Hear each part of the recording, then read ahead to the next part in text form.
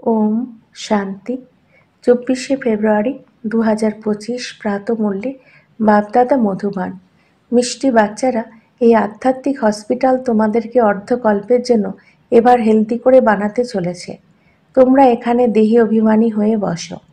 প্রশ্ন: কাজ কারবার ইত্যাদি করেও কোন ডাইরেকশন বুদ্ধিতে স্মরণ রাখা উচিত? উত্তর: বাবার ডাইরেকশন হলো, তোমরা কোনো সাকার বা আকারকে স্মরণ করো না। এক বাবার স্মরণে থাকলে বিকর্ম বিনাশ হবে। এর জন্য কেউ বলতে পারবে না যে সময় নেই, সব কিছু করেও স্মরণ করতে পারবে। ওম শান্তি। মিষ্টি মিষ্টি আত্মারূপী বাচ্চাদের গুড মর্নিং।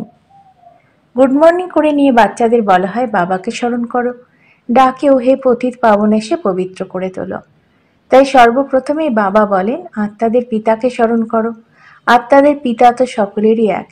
ফাদারকে কখনো সর্বব্যাপী বলে মানা যায় না। তাই বাচ্চারা যতটা সম্ভব সর্বপ্রথমে বাবাকে স্মরণ করো। এক বাবা ব্যতীত আর কোনো সাকার বা আকারকে স্মরণ করো না। এটা তো একদম সহজ।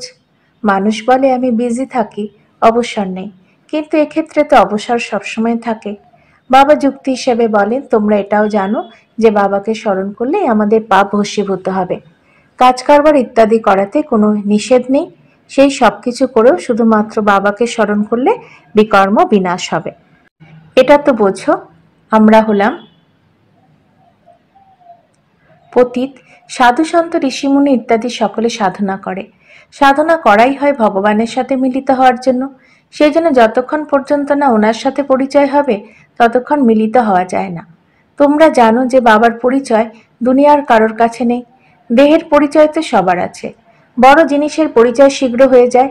আত্মার পরিচয় তো যখন বাবা আসেন তখন বোঝান। আত্মার শরীর দুটি জিনিস। আত্মা এক স্টার আর খুবই সূক্ষ্ম, তাকে কেউ দেখতে পারে না। তাই যখন এখানে এসে বসো তো দেহি অভিমানী হয়ে বসতে হবে। এটাও হলো এক হসপিটাল। অর্ধকল্প এবার হেলদি হওয়ার। আত্মা তো হলো অবিনাশী, কখনোই বিনাশ হয় না। সমগ্র পাঠ হলো আত্মার। আত্মা বলে, আমার কখনো বিনাশ প্রাপ্তি ঘটে না। এত সমস্ত আত্মার হলো অবিনাশী, কখনোই বিনাশ ঘটে না। শরীর হলো বিনাশী। এখন তোমাদের বুদ্ধিতে এটা বসে আছে, আমরা আত্মারা হলাম অবিনাশী। আমরা 84 জন্ম নিই, এটা হলো ড্রামা। এর মধ্যে ধর্ম সংস্থাপক কারা কবে আসে, কত জন্ম গ্রহণ করছে, এটা তো জানো। 84 জন্মের যে কথা গাওয়া হয়, সেটা অবশ্যই কোনো একটি ধর্মের হবে। সকলের তার হতে পারে না, সব ধর্ম তো একসাথে আসে না। আমরা বসে অপরের হিসেব কেন বের করতে যাব? তোমরা জেনেছ যে অমুক অমুক সময় ধর্ম স্থাপন করে এসেছে। ধীরে ধীরে তাদের সংখ্যা বৃদ্ধি হতে থাকে। সব তমপ্রধান থেকে শতপ্রধান তো হতে হবে। দুনিয়া যখন তমপ্রধান হয়, তখন আবার বাবা এসে শতপ্রধান সত্য যুগের রচনা করেন। বাচ্চারা, তোমরা এখন জানো যে আমরা ভারতবাসীরাই আবার নতুন দুনিয়াতে এসে রাজ্য করব। আর কোনো ধর্ম সেখানে আসবে না।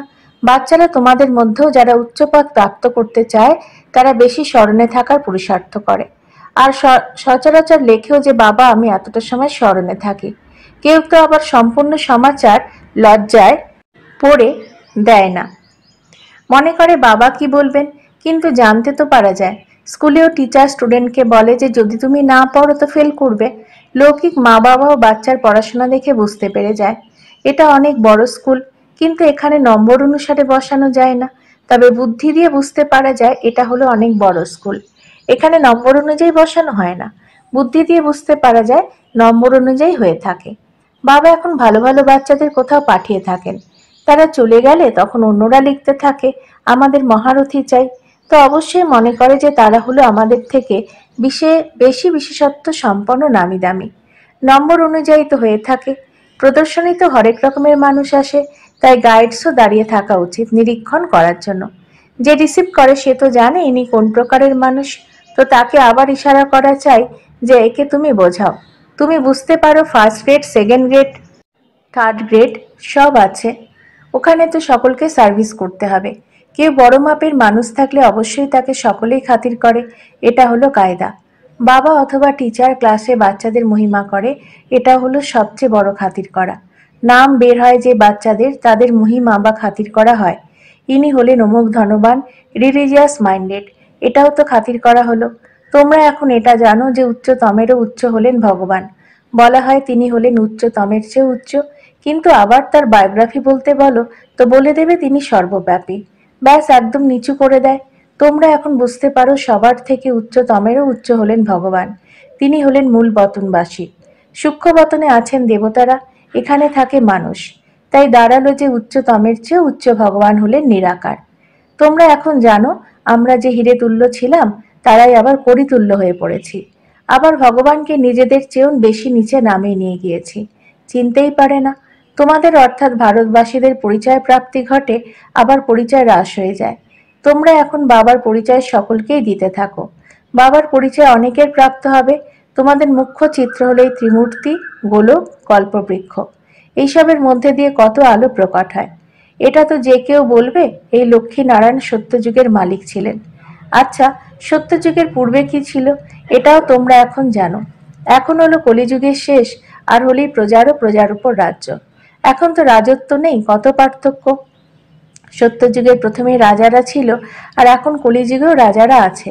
যদিও সেখানে কেউ পবিত্র নেই, কিন্তু কেউ টাকা পয়সা দিয়েও টাইটেল নিয়ে নেয়। মহারাজা কেউ নেই, টাইটেল কিনে নেয়। যেমন পাটিয়ালার মহারাজা, যোধপুর, বিকানির মহারাজা, নাম তো নেয়, তাই না? এই নাম অবিনাশীভাবে চলে আসছে। প্রথমে পবিত্র মহারাজারাই ছিল, এখন হলো অপবিত্র মহারাজারা। রাজা মহারাজ শব্দগুলো তো চলে আসছে। এই লক্ষ্মী নারায়ণের জন্য বলবে এরা সত্যযুগের মালিক ছিল। কে রাজত্ব নিল? এখন তোমরা জানো রাজত্বের স্থাপনা কিভাবে হয়। বাবা বলেন আমি তোমাদের পড়াই 21 জন্মের জন্য। তারা তো পড়াশোনা করে এই জন্মেই ব্যারিস্টার ইত্যাদি হয়। তোমরা এখন পড়াশোনা করে ভবিষ্যতের মহারাজা মহারানী হও। ড্রামার প্ল্যান অনুসারে নতুন দুনিয়ার স্থাপনা হচ্ছে। এখন হলো পুরনো দুনিয়া। যদিও কত ভালো ভালো বড় বড় মহল আছে, কিন্তু হিরে জহরতের মহল তৈরি করার ক্ষমতা কারণ নেই। সত্য যুগে এইসব হিরে জহরতের মহল তৈরি হয়। তৈরি করতে কি আর দেরি হয়? এখানেও আর্থকোয়েক ইত্যাদি হলে অনেক কারিগরকে নিযুক্ত করে দেয়। 1-2 বছরে সমস্ত শহর দাঁড় করিয়ে দেবে। নয়তো দিল্লি তৈরি করতে প্রায় 8-10 বছর লেগেছে। কিন্তু এখানকার শ্রমিক আর সেখানের শ্রমিকদের মধ্যে অনেক পার্থক্য। আজকাল তো নতুন নতুন ইনভেনশন বের হচ্ছে। বাড়ি তৈরি সায়েন্সও জোরদার রয়েছে। সবকিছু তৈরি পাওয়া যায়। কত তাড়াতাড়ি প্লট তৈরি হয়ে যায়। খুব তাড়াতাড়ি করে তৈরি হয় বলে এইসব তো সেখানে কাজে আসে যে না, এই সমস্ত সঙ্গে যায়। সংস্কার থেকে যায়। এই সায়েন্সের সংস্কারও যাবে। বাবা তাই এখন বাচ্চাদের বোঝাতে থাকেন, পবিত্র হতে চাও তো বাবাকে স্মরণ করো। বাবা গুড মর্নিং করে আবার শিক্ষা প্রদান করেন। বাচ্চারা বাবার স্মরণে বসেছ কি? চলতে ফিরতে বাবাকে স্মরণ করো, কারণ জন্ম জন্মান্তরের বোঝা মাথার উপরে। সিঁড়ি দিয়ে অবরোহণ করতে করতে 84 জন্মগ্রহণ করে। এখন আবার এক জন্মে আরোহণের কলা হয়। বাবাকে যত স্মরণ করতে থাকবে তত খুশিও হবে, শক্তিও প্রাপ্ত করবে। অনেক বাচ্চা আছে যাদের প্রথম দিকের নম্বরে রাখা হয়, কিন্তু স্মরণে একদম থাকে না। যদিও প্রখর জ্ঞান থাকে, কিন্তু স্মরণের যাত্রা নেই। বাবা তো বাচ্চাদের মহিমা করেন। ইনিও নাম্বার 1, তাই তিনি অবশ্যই পরিশ্রম করে থাকেন। এটাও তো শিখতে হয় যে না, তবুও বলে বাবাকে স্মরণ করো। কাউকে বোঝানোর জন্য চিত্র আছে। ভগবান বলাই হয় নিরাকারকে। তিনি এসে শরীর ধারণ করেন। এক ভগবানের বাচ্চা সকলে আত্মারা হলাম ভাই ভাই। এখন এই শরীরে বিরাজমান সকলেই হলো অকাল মূর্তি। ভ্রুকুটির মাঝখানে আত্মা বিরাজমান। একে বলা হয় অকাল তখ্ত। অকাল তখ্ত অকাল মূর্তের অর্থাৎ অবিনাশী আত্মার অবিনাশী মহাশান। আত্মারা সব হলো অকাল। কত সূক্ষ্ম। বাবা তো হলেন নিরাকার। তিনি নিজের আসন কোথা থেকে এনেছেন? বাবা বলেন আমারই আসন আছে, আমি এসে আসনকে লোন নিই। ব্রহ্মার সাধারণ বৃদ্ধ শরীরে অকাল তখ্তে এসে বসি। এখন তোমরা জেনে গেছো সকল আত্মার আসন এটি। মানুষেরই কথা বলা হচ্ছে, জানোয়ারের কথা নয়। আগে তো যেসব মানুষ জানোয়ারের থেকেও খারাপ হয়ে গেছে তারা সংশোধন হোক। কোনো জানোয়ারের কথা জিজ্ঞাসা করলে বলো প্রথমে তো নিজেকে সংশোধন করো। সত্য যুগে জানোয়ারও বড় ফার্স্ট ক্লাস হবে। ময়লা আবর্জনা ইত্যাদি থাকবে না। কিং এর মহলে পায়রা থাকবে না। আবর্জনা থাকলে শাস্তি পেতে হবে। সামান্যতম আবর্জনা হবে না, সেখানে খুবই সাবধানতা থাকে, প্রহরা থাকে।